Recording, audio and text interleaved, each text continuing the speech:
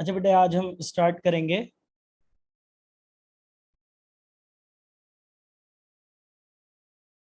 First year chapter 2 states of matter.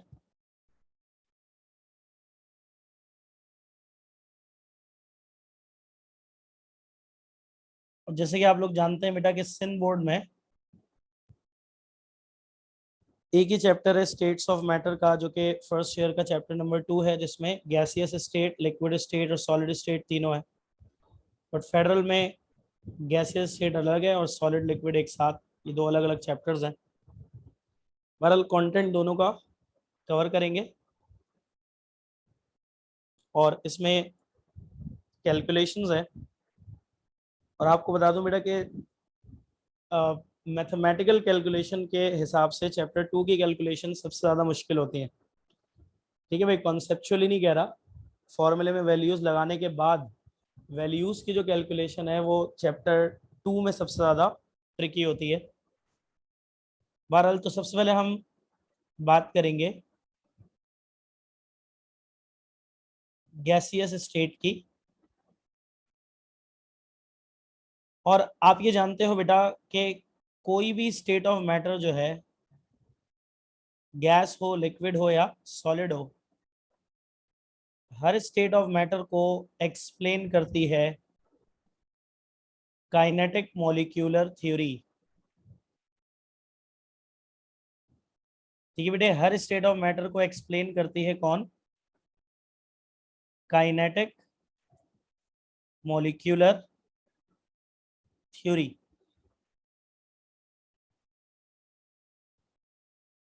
तो भाई हर scientific concept को कोई थ्योरी या लॉ एक्सप्लेन करता है। तो स्टेट्स ऑफ मैटर भी बहुत अहम और एक बहुत ही बड़ा साइंटिफिक मैटर है। तो इसको कौन एक्सप्लेन करती है? Kinetic molecular theory. और बेटा kinetic molecular theory states of matter को जो एक्सप्लेन करती है वो मैटर की किस प्रॉपर्टी की बेस पर करती है? Molecular motion. Kinetic molecular, kinetic means होता है motion, molecular means molecule. So basically इस थ्योरी का नाम ये इसीलिए रखा गया है क्योंकि इस थ्योरी में जो बेस बनाया गया है वो मैटर के किस कॉन्सेप्ट को बनाया गया है? मॉलिक्यूलर मोशन को। अब देखिए भाई इस थ्योरी की अजम्पशंस क्या है। सबसे पहली अजम्पशन ये है कि गैस पार्टिकल्स आर मॉलिक्यूल्स और उनकी अरेंजमेंट होती है वाइडली सेपरेटेड। ठीक है भाई, गैस के जो पार्टिकल्स हैं वो मॉलिक्यूल्स होते हैं और उनकी अरेंजमेंट कैसी होती है? Widely separated. सारे मॉलिक्यूल्स एक दूसरे से अलग अलग होते हैं और बेटा सारे मॉलिक्यूल्स एक दूसरे से दूर दूर होते हैं। ये पहला पोस्टुलेट है। अब इस वजह से क्या होता है कि गैस का ओरिजिनल वॉल्यूम अपेरेंट वॉल्यूम से बहुत छोटा होता है। ध्यान से समझिएगा इस बात को। देखिए मैं जिस तरह क्लास में डेस्क को मिला मिला के रखा जाता है तो वो डेस्क जितनी जगह घेरती है वो उनका ओरिजिनल वॉल्यूम है। अगर मैं डेस्क के दरमियान का डिस्टेंस बढ़ाने लगूंगा तो मैं ये देखूंगा कि उतनी ही डेस्क जो पहले कम जगह में आ गई थी अब वो ज्यादा जगह ले रही है। ठीक है ना? वो जो ज्यादा वॉल्यूम ऑक्यूपाई कर रही है उसे मैं क्या कहूंगा? उनका अपेरेंट वॉल्यूम। और ऑब्वियसली बेटा अगर हम दरमियान का डिस्टेंस बढ़ाते जाएंगे तो अपेरेंट वॉल्यूम बढ़ता जाएगा। अब क्योंकि बेटा गैस के मॉलिक्यूल्स जो हैं वो बहुत ही ज्यादा दूर दूर होते हैं, उनके दरमियान बहुत ज्यादा स्पेसेस होती है, यानी मॉलिक्यूल के साइज के हिसाब से उनके दरमियान स्पेसेस बहुत ज्यादा होती हैं। इसी वजह से एक गैस अपने ओरिजिनल वॉल्यूम के मुकाबले में काफी बड़ा वॉल्यूम ऑक्यूपाई कर लेती है जो उसका अपेरेंट वॉल्यूम कहलाता है। तो स्पेसेस ज्यादा होने की वजह से original volume of a gas is considered to be negligible as compare to its apparent volume. तो ये पहली अजम्पशन है गैस के बारे में। दूसरी अजम्पशन क्या है कि gas molecules rapid translatory motion करते हैं और इसकी वजह है उनकी हाई काइनेटिक एनर्जी। ठीक है बेटा, गैस के molecules rapid translatory motion perform करते हैं। रैपिड मतलब फास्ट, ट्रांसलेटरी मोशन सबसे हाई रेंज मोशन होता है अगर आपने फिजिक्स में पढ़ा हो, जिसमें पार्टिकल बाकायदा डिस्प्लेस होकर किसी भी डायरेक्शन में जा सकते हैं। तो रैपिड ट्रांसलेटरी मोशन का मतलब यह हुआ कि गैस के मॉलिक्यूल्स बहुत तेजी से और हर डायरेक्शंस में मूव कर रहे हैं और इसका रीजन ये है कि उनकी काइनेटिक एनर्जी सबसे ज्यादा है। देखो, तीनों स्टेट्स ऑफ मैटर में, गैस, लिक्विड, सॉलिड में सबसे ज्यादा काइनेटिक एनर्जी गैस के पार्टिकल्स की होती है। दैट्स वाई तीनों स्टेट्स ऑफ मैटर में सबसे ज्यादा हाई रेंज मोशन और सबसे ज्यादा रैपिड मोशन गैस के पार्टिकल्स करते हैं। तो ये सेकंड अजम्पशन है।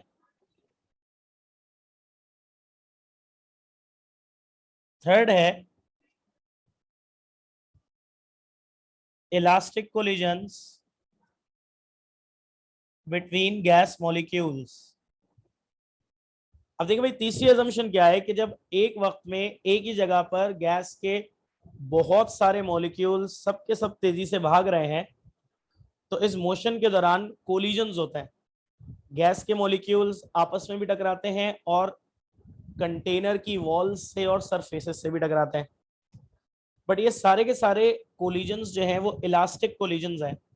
और आप जानते होंगे बेटा कि इलास्टिक कोलिजन्स वो कोलिजन्स होते हैं जिसमें टकराने से पहले और टकराने के बाद के मोमेंटम और काइनेटिक एनर्जी पे कोई फर्क नहीं पड़ता। ठीक है भाई, तो तीसरी अजम्पशन क्या हो गई कि गैस के पार्टिकल्स के जो कोलिजन्स होते हैं आपस में एक दूसरे से भी और सरफेसेस से, वॉल्स ऑफ कंटेनर से, वो सारे के सारे क्या हैं? Elastic collisions.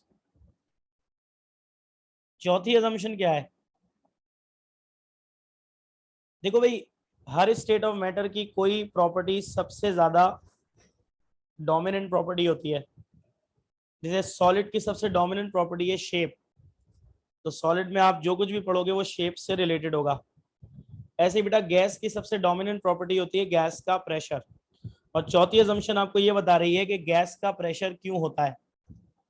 तो भाई, pressure of the gas is due to the collisions of molecules with the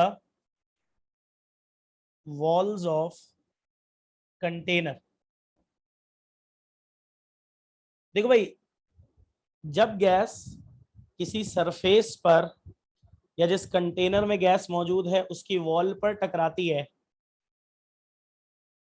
तो लेट सपोज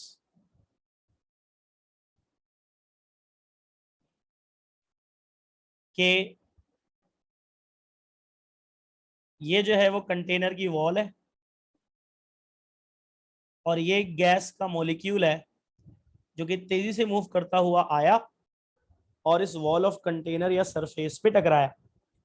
तो बेटा, जब ये पार्टिकल गैस का इस सरफेस पे टकराएगा तो सरफेस पे क्या लगेगा? फोर्स। और ऑब्वियसली बेटा, जिस जगह पर पार्टिकल टकराएगा उसी पर्टिकुलर एरिया में वो फोर्स लगेगी। Force per unit area is called pressure. ठीक है भाई, force per unit area is called pressure. तो भाई, गैस का प्रेशर क्यों होता है? क्योंकि गैस के जो मॉलिक्यूल्स हैं वो तेजी से मूव करते हुए कंटेनर की वॉल से और सरफेसेस से टकराते हैं और इन कोलिजन्स के नतीजे में सरफेस पर क्या लगता है? Force per unit area which is called pressure. ठीक है भाई, तो गैस का प्रेशर मॉलिक्यूल्स के सरफेस के साथ या वॉल के साथ कोलिजन की वजह से होता है। पांचवा है नो इंटरमोलिक्यूलर फोर्स। पांचवी अजम्पशन क्या है कि गैस के मॉलिक्यूल्स के दरमियान ना ही कोई फोर्स ऑफ अट्रैक्शन होती है, ना ही कोई फोर्स ऑफ रिपल्जन होती है।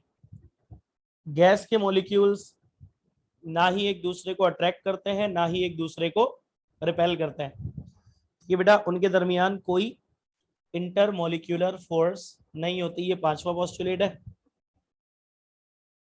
और छठा पोस्टुलेट ये है कि गैस मॉलिक्यूल्स की काइनेटिक एनर्जी एब्सोल्यूट टेम्परेचर से डायरेक्टली प्रोपोर्शनल होती है। What do you mean bye absolute temperature? ठीक है भाई, एब्सोल्यूट टेम्परेचर का मतलब क्या होता है? एब्सोल्यूट टेम्परेचर का मतलब केल्विन टेम्परेचर, वो टेम्परेचर जो केल्विन यूनिट में होता है। ठीक है ना? तो गैस मॉलिक्यूल्स की काइनेटिक एनर्जी एब्सोल्यूट टेम्परेचर से डायरेक्टली प्रोपोर्शनल है। तो टेम्परेचर बढ़ाएंगे तो बेटा काइनेटिक एनर्जी भी बढ़ेगी, टेम्परेचर कम करेंगे तो काइनेटिक एनर्जी भी कम हो जाएगी। तो ये थी kinetic molecular theory of gases. अब देखिए भाई, इसके बाद आते हैं आइडियल गैस लॉज। और आइडियल गैस लॉज उन लॉज को कहा जाता है जिसे एक आइडियल गैस हर कंडीशन पर फॉलो करती है। ठीक है भाई, एक आइडियल गैस जो है वो कुछ लॉज फॉलो करती है और हर कंडीशन पर फॉलो करती है। ठीक है भाई, और उन लॉज को क्या कहा जाता है? Ideal gas laws. और उन लॉज में सबसे पहला है बॉयल्स लॉ। ठीक है भाई, उन लॉज में सबसे पहला है बॉयल्स लॉ। हाँ भाई, बॉयल्स लॉ क्या है कि volume of a gas is inversely proportional to pressure at constant temperature. कि भाई अगर एक गैस का टेम्परेचर कांस्टेंट रह जाए तो कांस्टेंट टेम्परेचर पे गैस के वॉल्यूम और प्रेशर का रिलेशनशिप क्या होता है? Inversely proportional. यानी कांस्टेंट टेम्परेचर पे आप गैस का वॉल्यूम बढ़ाओगे तो प्रेशर कम होगा, वॉल्यूम कम करोगे तो प्रेशर बढ़ेगा। जब हम इसको ड्राइव करते हैं ना तो दो बड़े इंपॉर्टेंट रिलेशनशिप्स आते हैं। एक आता है पीवी इज इक्वल टू के और दूसरा आता है P1V1 is equal to P2V2। बेटा ये दोनों ही आपको, इन दोनों की इंटरप्रिटेशन आपको आनी चाहिए। अब बेटा है तो ये mathematical equations, but you need to understand it theoretically. ठीक है भाई, ये है तो मैथमेटिकल, लेकिन इनका थियोरेटिकल कॉन्सेप्ट आपको समझ में आना चाहिए। जैसे कि what do you mean by PV is equal to K? What is P? P is pressure. What is V? V is volume. What is PV? It is the product of pressure and volume. And what is K? K is constant. ठीक है बेटा, K क्या है? Constant. तो equation ये show कर रही है कि अगर एक गैस का टेम्परेचर कांस्टेंट होगा तो उस गैस के वॉल्यूम और प्रेशर का प्रोडक्ट भी कांस्टेंट रहेगा। ठीक है भाई, अगर एक गैस का टेम्परेचर कांस्टेंट होगा तो उस गैस के प्रेशर और वॉल्यूम का प्रोडक्ट भी कांस्टेंट होगा। पीवी इज इक्वल टू के का ये मतलब है। ठीक है भाई, पीवी मतलब product of pressure and volume is equal to के मतलब कांस्टेंट। अगली इक्वेशन क्या है बेटा? P1V1 is equal to P2V2, उसी से ड्राइव हुई है। जब ऊपर वाली इक्वेशन ने ये बता दिया कि अगर एक गैस का टेम्परेचर कांस्टेंट है तो उस गैस के प्रेशर और वॉल्यूम का प्रोडक्ट भी क्या रहेगा? कांस्टेंट।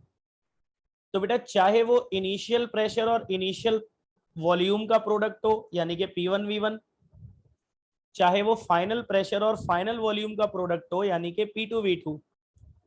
ठीक है बेटा, लॉ के मुताबिक वो कांस्टेंट है, चेंज नहीं हो रहा, इसलिए P1V1 P2V2 के बराबर है। ठीक है भाई, जब चेंज ही नहीं हो रहा, चाहे इनिशियल प्रेशर और इनिशियल वॉल्यूम का प्रोडक्ट हो P1V1, चाहे फाइनल प्रेशर और फाइनल वॉल्यूम का प्रोडक्ट हो P2V2, जब कांस्टेंट है यानी कि चेंज ही नहीं हो रहा तो इसका मतलब बराबर होंगे। अच्छा भाई, इसकी ग्राफिकल रिप्रेजेंटेशन आपको पता होनी चाहिए।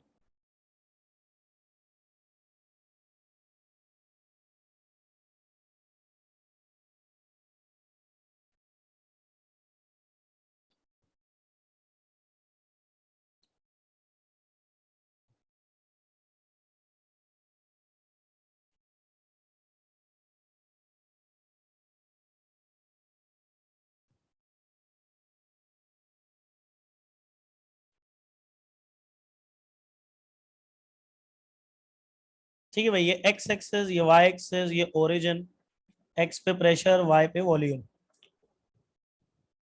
देखो भाई, ग्राफिकली जब आपको दो क्वांटिटीज का रिलेशनशिप शो करना होता है, तो बस आप सिंपली क्या करते हो कि उनकी मल्टीपल वैल्यूज लेते हो। जैसे भाई इतने प्रेशर पे इतना वॉल्यूम होगा, एक डॉट लग गया।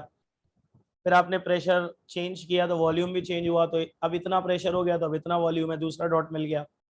And that's how when you plot the graph, तो आपको दो चीजें मिल सकती हैं, या तो स्ट्रेट लाइन या कर्व।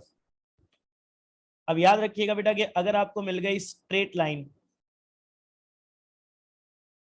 ठीक है बेटा, तो स्ट्रेट लाइन रिप्रेजेंट करती है डायरेक्ट रिलेशन को। लेकिन अगर आपको मिल गया कर्व, तो कर्व शो करेगा इनवर्स रिलेशन को।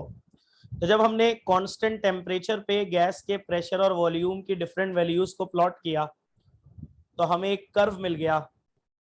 ठीक है बेटा, मैथ्स वाले स्टूडेंट बताइए कौन सा कर्व है, हाइपरबोलिक है या पैराबोलिक है?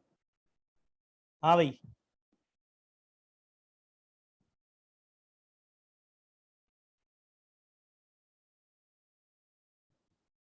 हाँ भाई, खदीजा, अरीशा, ये कर्व हाइपरबोलिक है या पैराबोलिक है?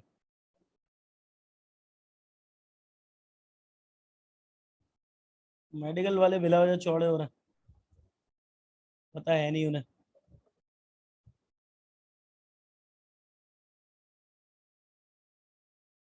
सादिया, आप मैथ्स के स्टूडेंट हो? हैं भाई? खदीजा भी हाइपरबोला कह रही है।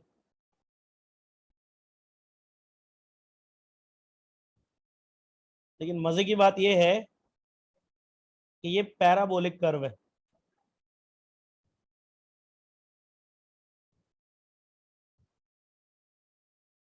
बेटा ये पैराबोला है, बेसिकली ये एक बड़े पैराबोला का पार्ट है। ठीक है भाई, पैराबोला कैसे बनता है? कप शेप बनता है ना, यू या cup. So it is actually a part of hyperbola, sorry parabola. ठीक है भाई, मैथ्स वालों ये बात समझ में आ रही है भाई? एग्री कर रहे हैं? जल्दी से बताइए।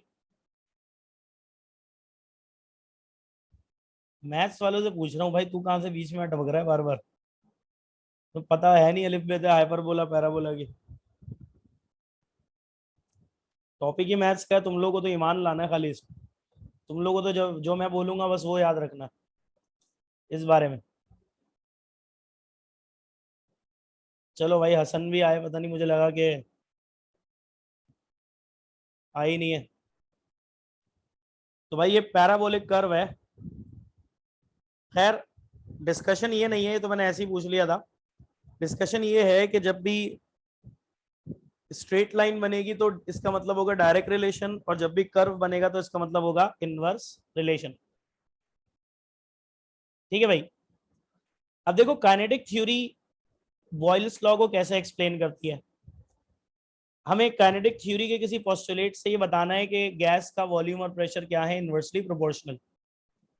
तो काइनेटिक थ्योरी ये कहती है कि गैस का प्रेशर किस वजह से होता है? मॉलिक्यूल्स के कोलिजन्स की वजह से। अगर मैं गैस का वॉल्यूम कम कर दूं, तो क्या होगा? गैस के मॉलिक्यूल्स करीब हो जाएंगे। जब मॉलिक्यूल्स करीब हो जाएंगे, उनके दरमियान जगह कम हो जाएगी, क्राउडेड हो जाएंगे, तो अब पहले से ज्यादा कोलिजन होने लगेंगे। ठीक है ना। पहले जब जगह ज्यादा थी ना तो एक कोलिजन के लिए ज्यादा डिस्टेंस तय करना पड़ रहा था, लेकिन अब जब जगह कम हो गई तो अब थोड़ी सी दूर एक कोलिजन हो जाता है। दैट्स हाउ कोलिजन्स बढ़ जाएंगे, और कोलिजन्स की वजह से प्रेशर होता है तो प्रेशर भी बढ़ जाएगा। तो बहुत ही सीधी सीधी बात है कि जब वॉल्यूम कम कर रहे हैं, मॉलिक्यूल्स करीब हो रहे हैं, क्राउडेड हो रहे हैं, उससे कोलिजन्स बढ़ रहे हैं तो प्रेशर बढ़ रहा है। So that is how it is explained that volume and pressure are inversely proportional. अच्छा भाई, सेकंड आइडियल गैस लॉ है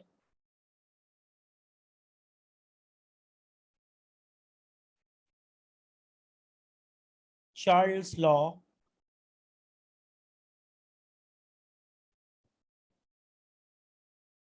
और Charles law basically volume is directly proportional to temperature absolute at constant pressure, और V upon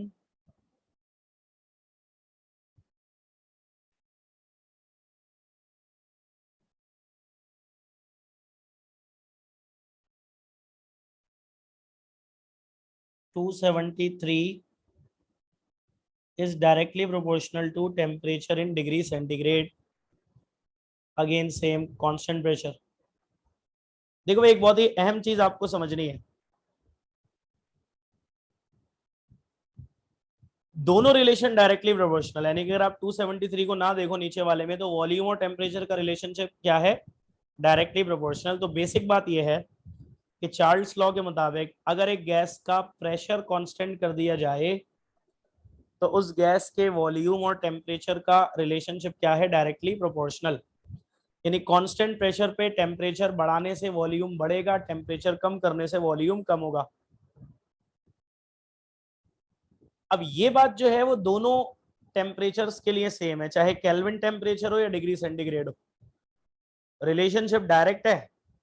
तो constant pressure पे temperature बढ़ाने से volume बढ़ेगा, टेम्परेचर कम करने से वॉल्यूम कम होगा। तो ये बात दोनों के लिए क्या है, सेम। डिफरेंस समझना बेटा, पहले वाले रिलेशन में वॉल्यूम का कोफिशिएंट 1 है, पावर 1 है, डिनोमिनेटर में भी कुछ नहीं लिखा तो 1 है, और टेम्परेचर का भी कोफिशिएंट 1 है, पावर 1 है, डिनोमिनेटर में भी कुछ नहीं लिखा तो 1 है। अगर जिन दो क्वांटिटीज को हम रिलेट कर रहे हैं उन दोनों क्वांटिटीज का कोफिशिएंट भी 1 हो, पावर भी 1 हो, डिनोमिनेटर भी 1 हो, तो इसे लीनियर रिलेशनशिप कहता है मैथमेटिक्स में। और लीनियर रिलेशनशिप की खासियत यह होती है कि जितनी चेंज एक क्वांटिटी में उतनी ही दूसरी क्वांटिटी में। तो लीनियर रिलेशनशिप है केल्विन टेम्परेचर के साथ, तो केल्विन टेम्परेचर को मैं डबल, जितनी चेंज केल्विन टेम्परेचर में करूंगा उतनी ही चेंज वॉल्यूम में भी होगी। ठीक है बेटा, केल्विन टेम्परेचर को डबल करूंगा तो वॉल्यूम भी डबल, केल्विन टेम्परेचर को हाफ करूंगा तो वॉल्यूम भी हाफ, यहां तक के केल्विन टेम्परेचर को 0 कर दूंगा तो वॉल्यूम भी 0। अब ये लीनियर रिलेशनशिप जिसमें दोनों क्वांटिटीज में बराबर चेंज होती है, यानी एक क्वांटिटी में जितनी चेंज मैं करूंगा दूसरी में भी उतनी खुद हो जाएगी, ये लीनियर रिलेशनशिप डिग्री सेंटीग्रेड के साथ नहीं है। क्योंकि अगर आप देखो तो मैंने इस रिलेशन में v के नीचे डिनोमिनेटर में क्या लिखा हुआ है, 273। रिलेशनशिप लीनियर कब होता है, जब कोफिशिएंट भी 1, पावर भी 1 और डिनोमिनेटर भी 1। यहां डिनोमिनेटर वॉल्यूम का 1 नहीं है, तो ये लीनियर रिलेशनशिप नहीं है। डायरेक्ट तो है, टेम्परेचर बढ़ाने से वॉल्यूम बढ़ेगा, कम करने से कम होगा, लेकिन इक्वल चेंज नहीं होगी। यानी जिस तरह केल्विन टेम्परेचर डबल करने से वॉल्यूम डबल हो जाता है ना, डिग्री सेंटीग्रेड टेम्परेचर डबल करने से वॉल्यूम डबल नहीं होता, बढ़ता जरूर है लेकिन डबल नहीं होता। इसी तरह केल्विन टेम्परेचर चेंज हाफ कर देने से जिस तरह वॉल्यूम भी हाफ हो जाता है ना, डिग्री सेंटीग्रेड टेम्परेचर हाफ करने से वॉल्यूम हाफ नहीं होगा, कम जरूर होगा लेकिन इक्वल चेंज नहीं होगी, क्योंकि रिलेशनशिप लीनियर नहीं है। ऐसे ही बेटा, जिस तरह केल्विन टेम्परेचर को 0 कर देने से वॉल्यूम भी 0 हो जाता है ना, क्योंकि लीनियर रिलेशनशिप है केल्विन के साथ, डिग्री सेंटीग्रेड टेम्परेचर को 0 करने से वॉल्यूम 0 नहीं होगा, क्योंकि डिग्री सेंटीग्रेड टेम्परेचर के साथ रिलेशनशिप लीनियर नहीं है। अब होता ही है कि ये इतनी अहम कॉन्सेप्चुअल बात है जो मैं इतना ज्यादा एफर्ट के साथ बताता हूं, लेकिन कल जब इसका न्यूमेरिकल करेंगे तो आप लोग ये बात भूल चुके होंगे। खैर ये तयशुदा है। बहरहाल इस इक्वेशन को कंटिन्यू करते हैं और पता ये चलता है कि जी पहली काम की इक्वेशन आती है V1/T1 इज इक्वल टू के।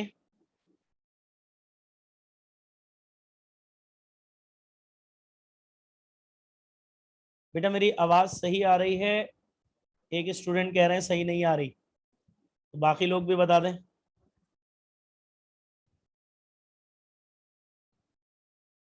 जल्दी बेटा जल्दी बताओ।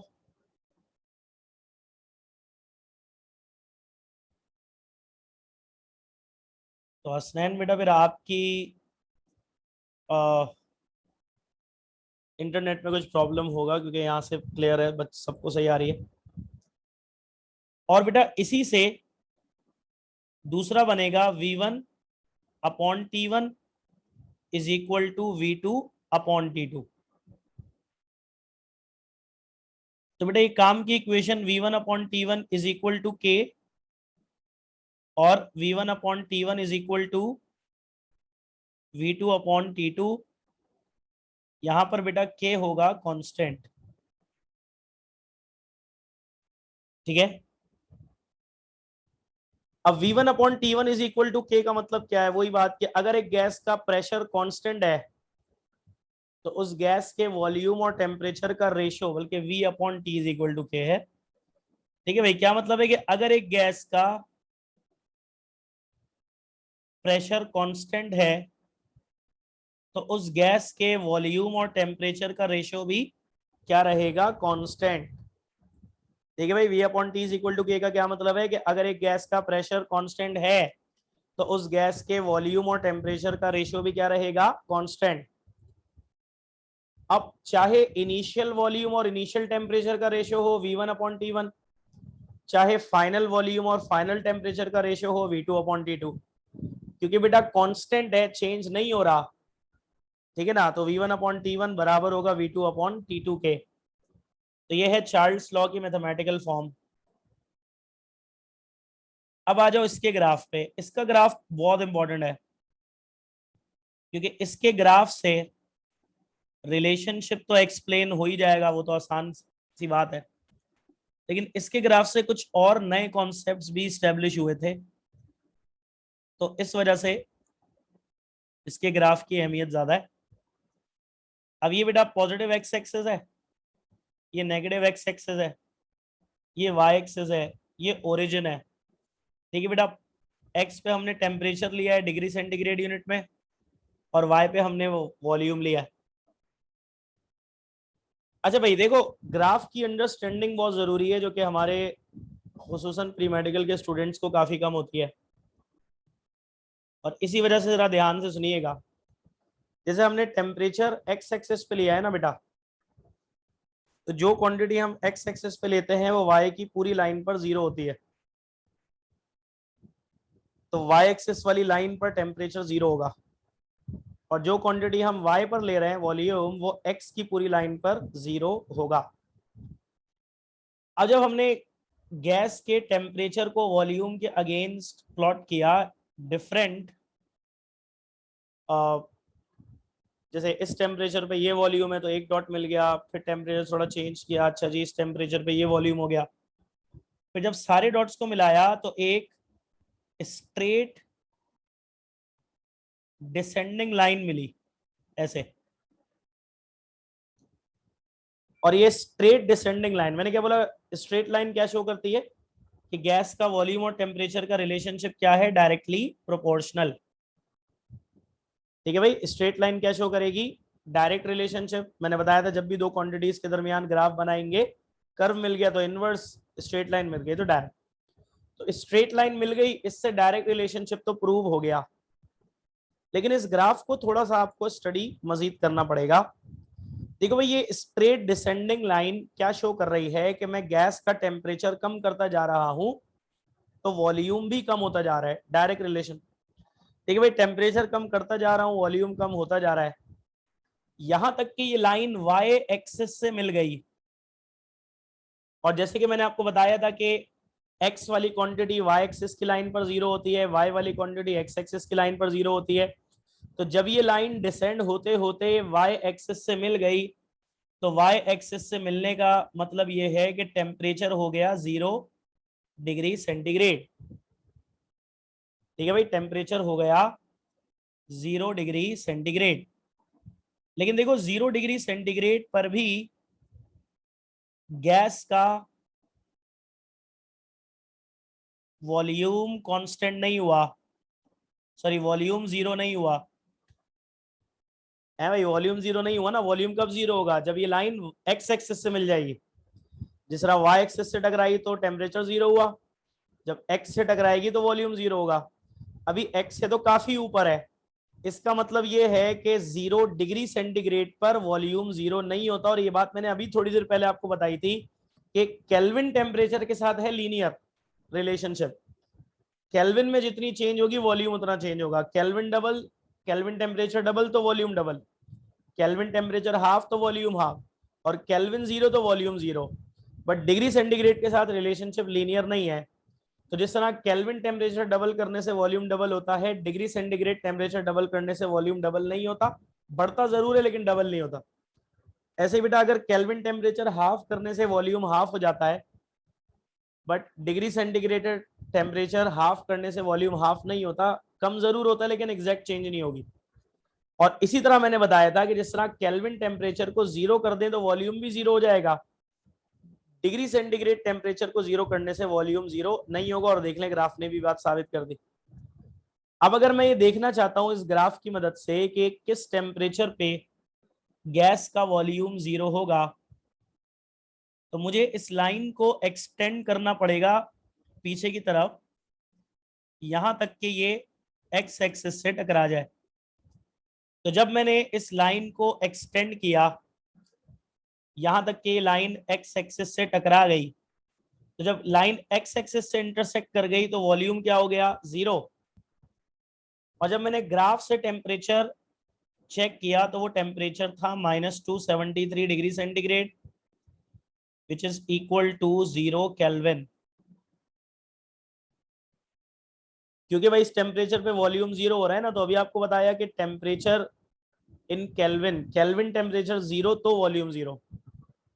तो ऑब्वियसली बेटा जिस टेम्परेचर पे ये लाइन एक्स एक्सिस से इंटरसेक्ट हो गई यानी कि वॉल्यूम जीरो हो गया, तो वॉल्यूम जीरो कब होता है? जब केल्विन टेम्परेचर जीरो होता है। तो ये 0 केल्विन आ गया, जो कि डिग्री सेंटीग्रेड में किसके बराबर है? -273 के।